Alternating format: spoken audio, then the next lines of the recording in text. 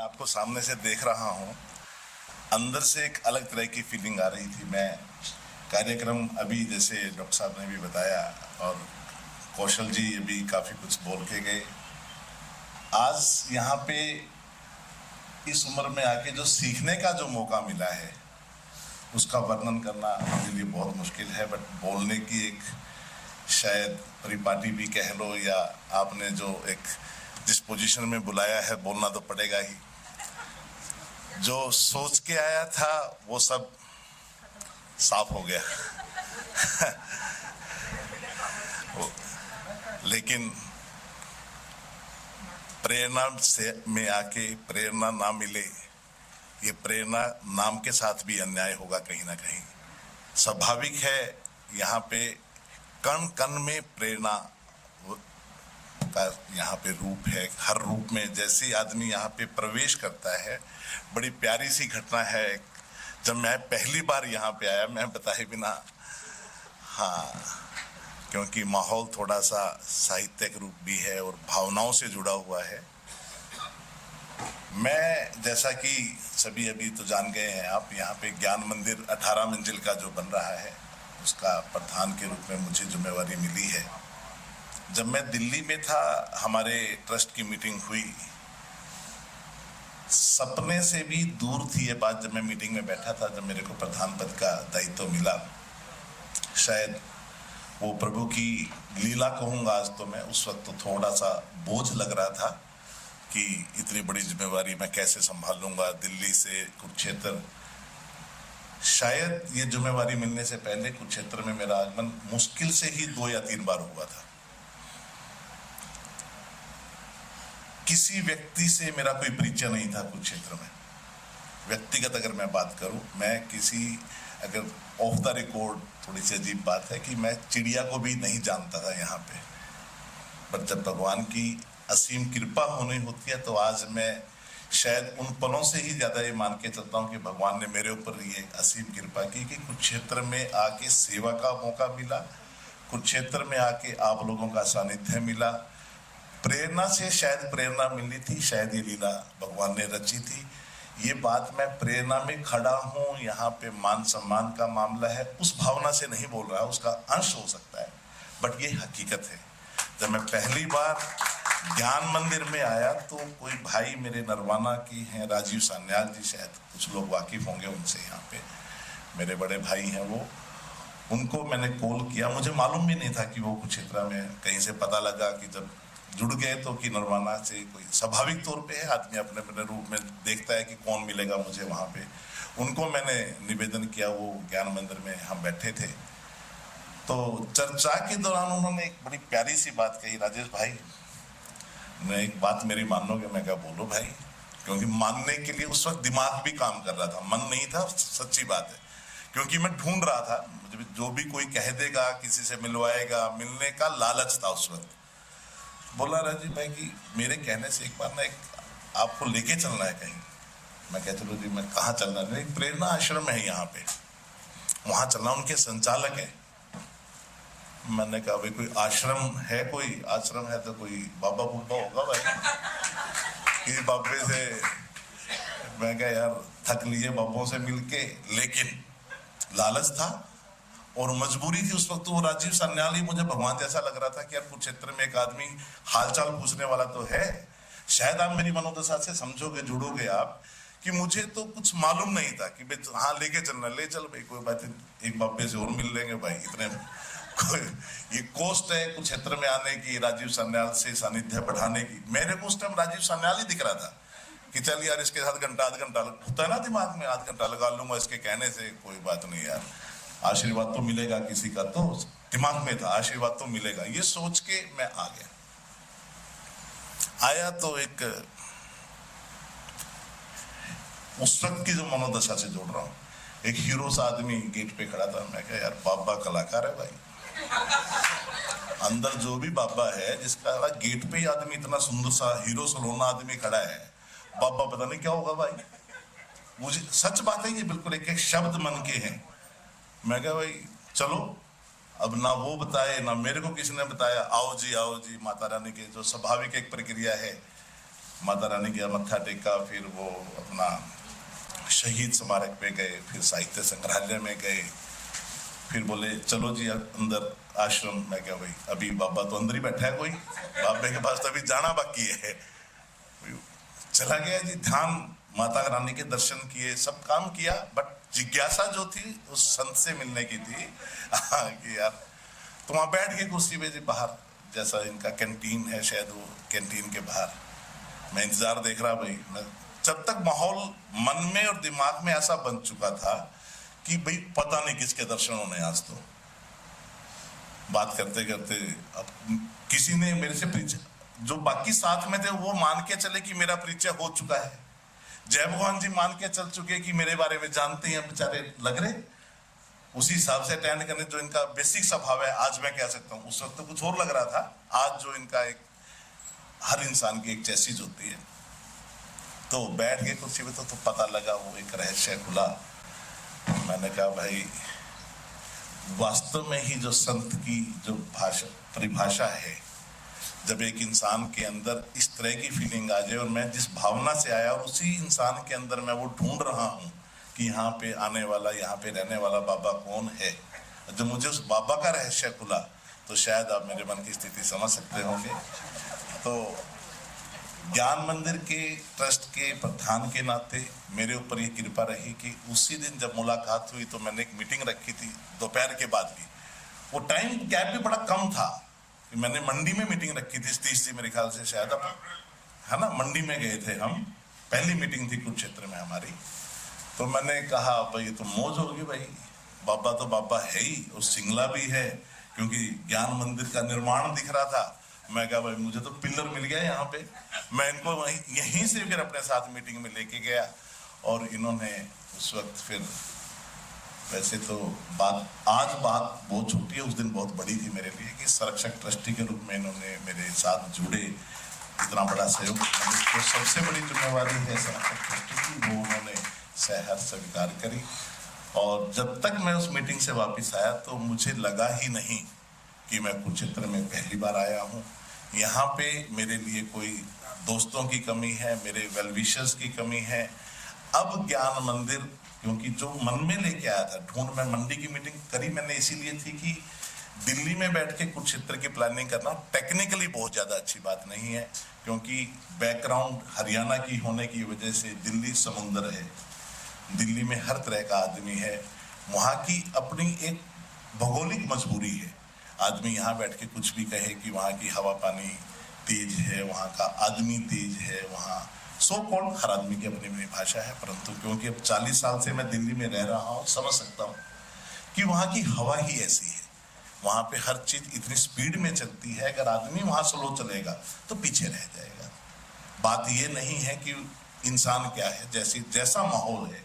अब मैं नरवाना से था तो मैं दिल्ली में बैठ के नरवाना और कुरुक्षेत्र के दर्द से वाकिफ था, क्योंकि नरवाना फिर दोबारा मैंने अपनी कर्म भूमि, जन्मभूमि को अपना मैंने सामाजिक दायरा मैंने वहाँ पे बढ़ाया।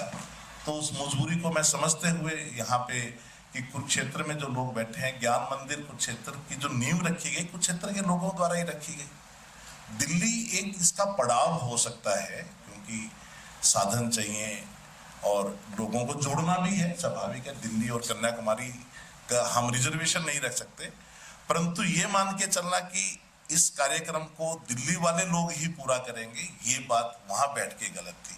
उस भ्रम को तोड़ने के लिए मैं कुरुक्षेत्र में आया था, पहली मीटिंग की थी। और भगवान कृष्ण ने तो यहाँ पे इतना बड़ा गीता का संदेश दुनिया को दिया है, आज तक का सबसे बड़ा संदेश कह लो उसको, आज तक की सबसे बड़ी वाणी कह लो। पहला जितना मेरा तजर्बा है, ग्रंथ बहुत हैं अपने हिंदू सनातन धर्म में, शायद यही एक गीता का संदेश है, कह सके, जो भगवान की अपनी वाणी से निकला हुआ है। बाकी तो सारे किसी भी लेखक के द्वारा लिखे गए हैं।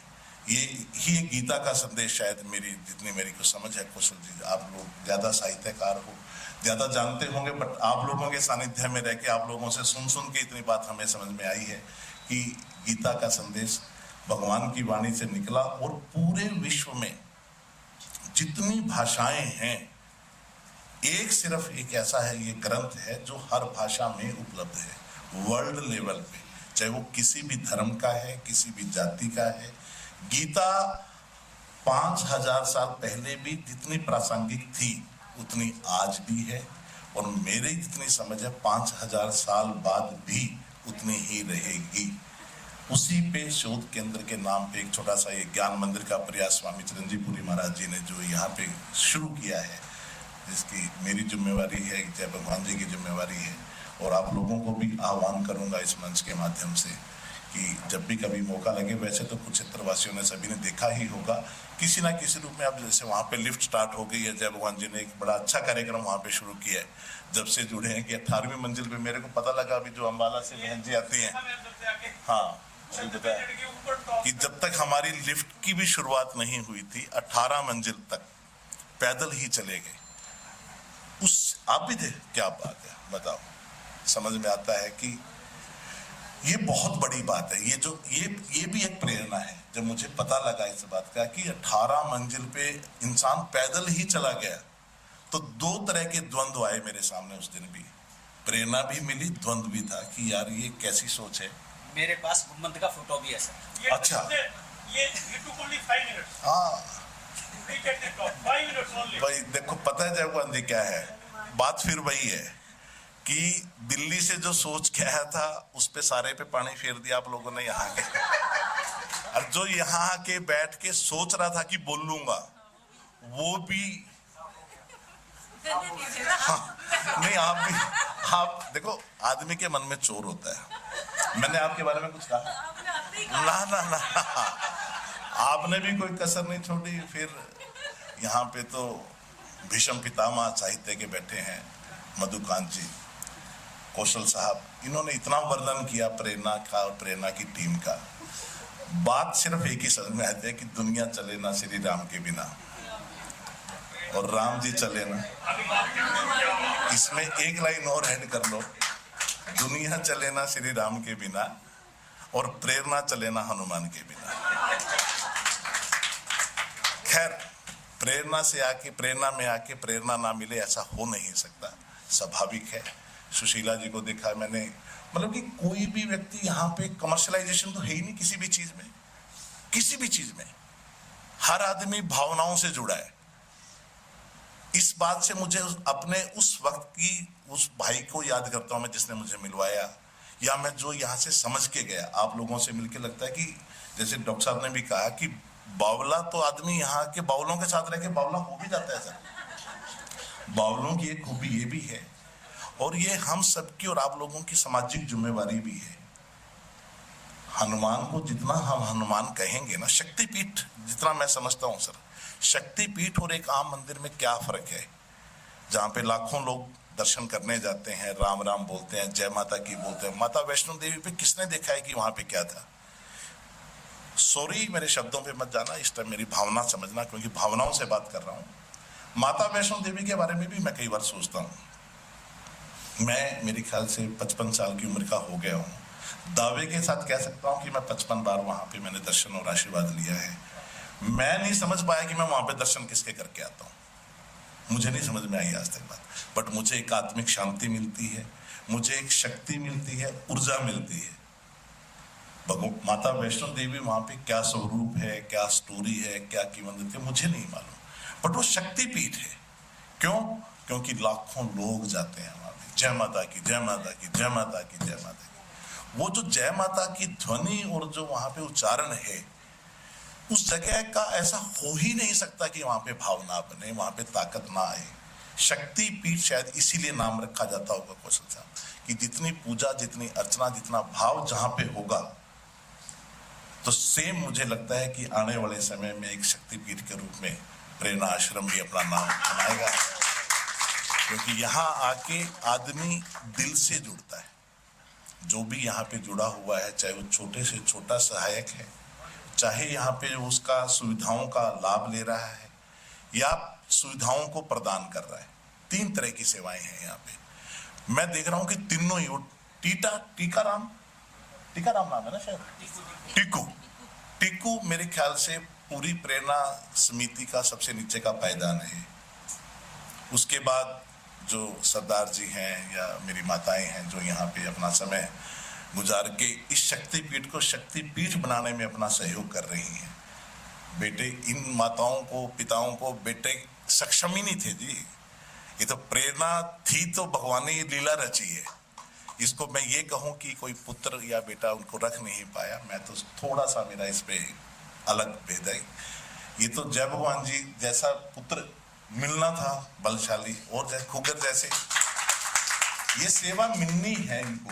इस तो कैकेयी तो बदनाम हुई थी ना, मर्यादा राम पुरुषोत्तम तो मर्यादा राम बनने थे, पुत्रों का कोई कसूर नहीं है। ये से सारा सृष्टि का निर्माण जो है लिखा हुआ है, सबकी अपनी अपनी सेवा, सबकी अपनी अपनी जिम्मेवारी। आज से 2 साल पहले मुझे नहीं मालूम था कि मैं प्रेरणा आश्रम में आऊंगा। जिस दिन आया था उस दिन मुझे नहीं मालूम था मैं कहाँ आया। आज मुख्य अतिथि के रूप में ये कोई छोटी बात नहीं है। सामाजिक जीवन में अगर हम इस बात को समझें कि किसी भी कार्यक्रम में मुख्य अतिथि के रूप में जहाँ इतने विद्वान लोग बैठे हैं, मेरे पोतों, मेरे जैसे मेरे ख्याल से मेरे जैसे पोते भी होंगे यहाँ पे, ऐसे जैसे लोग बैठे हैं, उस सभा के बीच में मुख्य अतिथि की जिम्मेवारी ये ईश्वरीय कृपा के बिना संभव नहीं है। मैं शुक्रगुजार हूँ उन सभी का, मेरे बुजुर्गों का, मेरे माता पिता का, आप जैसे भाइयों का। जो बात मैं बीच में कह रहा था कि हनुमान की जो बात थी कि सामाजिक जिम्मेवारी भी है, अच्छे को अच्छा कहना और हरेक को अच्छा कहना। मुझे ऐसा लगता है कि सुन सुन के भी आदमी हनुमान हो ही जाता है। जो बात थी जिस विषय पे मैंने कहा कि अगर हम बार बार किसी को हनुमान कहेंगे, हम अपना एक नैतिक कर्तव्य भी पूरा कर रहे हैं कि हनुमान देखा थोड़ी है किसी ने, हनुमान एक कल्पना है हमारी, हम इसमें ढूंढ रहे हैं, कोई कल्पना है ना। इन्होंने थोड़ी कहा कि मुझे आके हनुमान कहो। जय भगवान जी ये थोड़ी कह रहे हैं कि मुझे कोई श्री राम कहे।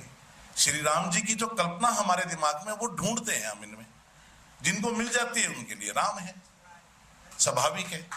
राम और रावण कोई 2 शरीर थोड़ी हैं जी, एक ही शरीर में है। जहां क्लिक कर गया वहां राम है।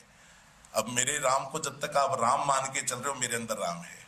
मेरे रावण को जरा सा छेड़ के देख लो, मेरे से बड़ा रावण भी कोई नहीं है, क्योंकि हर इंसान के अंदर राम और रावण है। ये हमारी सामाजिक जिम्मेवारी है कि हर इंसान के अंदर के राम को जगा के रखें। हम किसी के रावण को छेड़े ही ना। हम किसी के रावण को नहीं छेड़ेंगे तो इस दुनिया में रावण आएगा कहां से? आना ही नहीं है रावण। हम राम तक ही सीमित रहें, हरेक के अंदर हनुमान देखें, हरेक में राम देखें। ऐसी प्रेरणा आज मैं प्रेरणा आश्रम से लेके जा रहा हूं। बहुत बहुत शुक्रगुजार हूं प्रेरणा समिति का, इतना मान सम्मान देने का, आप लोगों का इतना धैर्य से मेरी बात सुनने का। और मैं और मेरा परिवार सदा इस बात के लिए ऋणी रहेगा। बहुत बहुत धन्यवाद। Thank you.